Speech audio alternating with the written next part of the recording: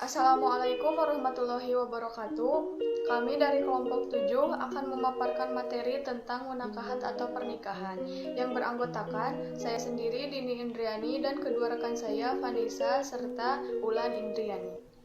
Pernikahan menurut istilah syariat Islam adalah akad yang menghalalkan pergaulan antara laki-laki dengan perempuan yang tidak memiliki hubungan mahram, sehingga dengan akad tersebut akan memiliki hak dan kewajiban antara kedua insan. Syarat-syarat pernikahan: yang pertama, pengantin harus beragama Islam. Yang kedua, bukan laki-laki mahram untuk calon mempelai perempuan.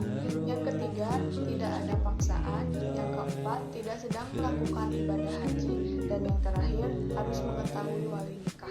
Tujuan pernikahan: yang pertama, untuk memenuhi tuntutan naluri manusia yang asasi. Yang kedua, sebagai benteng yang kokoh bagi akhlak manusia. Yang ketiga, menegakkan rumah tangga yang islami. Yang keempat, meningkatkan ibadah kepada Allah SWT. Dan yang kelima, memperoleh keturunan. Hukum nikah adalah sunnah karena nikah sangat dianjurkan oleh Rasulullah. Hukum asal nikah adalah sunnah bagi seseorang yang memang sudah mampu untuk melaksanakan sebagaimana hadis Nabi riwayat Al-Bukhari nomor 477/9 berikut ini, yang berisikan, wahai para pemuda, jika kalian telah mampu maka menikahlah. Sesungguhnya menikah itu lebih menenteramkan mata dan kelamin. Bagi yang belum mampu, maka adalah janji suci kepada Allah Subhanahu wa Ta'ala di hadapan penghulu, wali, dan saksi. Saat kalimat saya terima nikahnya, maka dalam waktu bersamaan dua mempelai laki-laki dan perempuan di antara rukun menikah yang kesatu adalah mempelai laki-laki. Syarat sah menikah adalah ada mempelai laki-laki. Pernikahan dimulai pada saat akad nikah. Yang kedua adalah mempelai perempuan.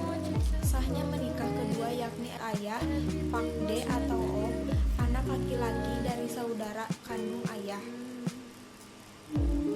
Ada mempelai perempuan yang halal untuk dinikahi, dilarang untuk memperistri perempuan yang haram untuk dinikahi seperti pertalian darah, hubungan persusuan, atau hubungan kemertuaan. Yang ketiga adalah wali nikah perempuan. Syarat sah menikah berikutnya adanya wali nikah.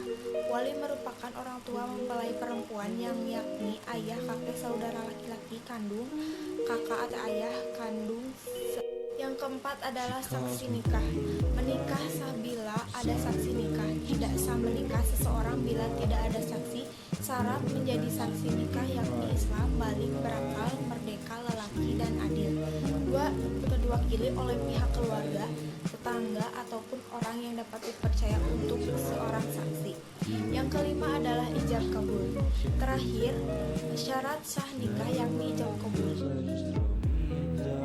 Macam-macam pernikahan. Yang pertama, pernikahan az-zawaj al-wajib.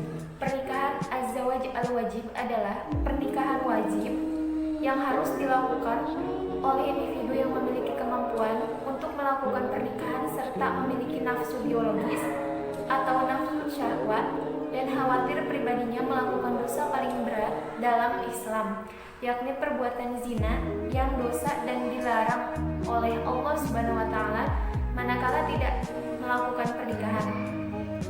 Untuk menghindari perbuatan zina, maka melakukan pernikahan menjadi wajib bagi individu yang seperti ini. Yang kedua, pernikahan az-zawaj al-mustahab. Pernikahan az-zawaj al-mustahab adalah pernikahan yang dianjurkan kepada individu yang mampu untuk melakukan pernikahan dan memiliki nafsu biologis untuk menghindarkan pribadinya dari kemungkinan melakukan zina yang dosa. Yang ketiga, pernikahan az-zawaj al-makruh. Pernikahan az-zawaj al-makruh merupakan pernikahan yang kurang atau tidak disukai oleh Allah. Pernikahan ini bisa terjadi karena seorang muslim tidak memiliki kemampuan biaya hidup meskipun memiliki kemampuan biologis, atau tidak memiliki hawa nafsu biologis meskipun memiliki kemampuan ekonomi, tetapi ketidakmampuan biologis atau ekonomi itu tidak sampai membahayakan salah satu pihak, khususnya istri. Yang keempat, pernikahan az-zawaj al-mubah. Pernikahan az-zawaj al-mubah adalah pernikahan yang diperbolehkan untuk dilakukan tanpa ada faktor-faktor pendorong atau penghalang seseorang yang hendak menikahi, tetapi mampu menahan nafsunya dari perbuatan zina, maka hukumnya nikahnya adalah mubah. Sementara ia belum berniat memiliki anak dan seandainya ia menikah, ibadah sunnahnya tidak sampai terlantar. Yang kelima, pernikahan haram. Pernikahan haram adalah pernikahan yang berdasarkan hukum Islam haram apabila seorang muslim menikah justru akan merugikan istrinya karena ia tidak mampu memberi nafkah lahir dan batin, atau jika menikah ia akan mencari mata pencaharian yang diharamkan oleh Allah, padahal sebenarnya ia sudah berniat menikah dan mampu menahan hawa nafsu dari zina.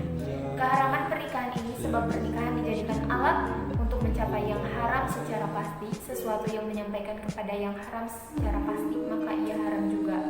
Yang keenam, pernikahan badal. Pernikahan badal adalah pernikahan tukar-menukar istri. Hal ini terjadi karena seorang laki-laki mengadakan perjanjian untuk menyarankan istrinya kepada orang lain dan mengambil istri orang lain tersebut sebagai istrinya dengan memberi sejumlah uang tambahan. Dan yang ketujuh, pernikahan mut'ah. Pernikahan ini terjadi karena seorang laki-laki menikahi seorang wanita dengan memberikan sejumlah harta dalam waktu tertentu, dan pernikahan ini akan berakhir sesuai dengan batas waktu yang telah ditentukan tanpa talak serta tanpa kewajiban memberi nafkah atau tempat tinggal. Dan yang terakhir, pernikahan syighar.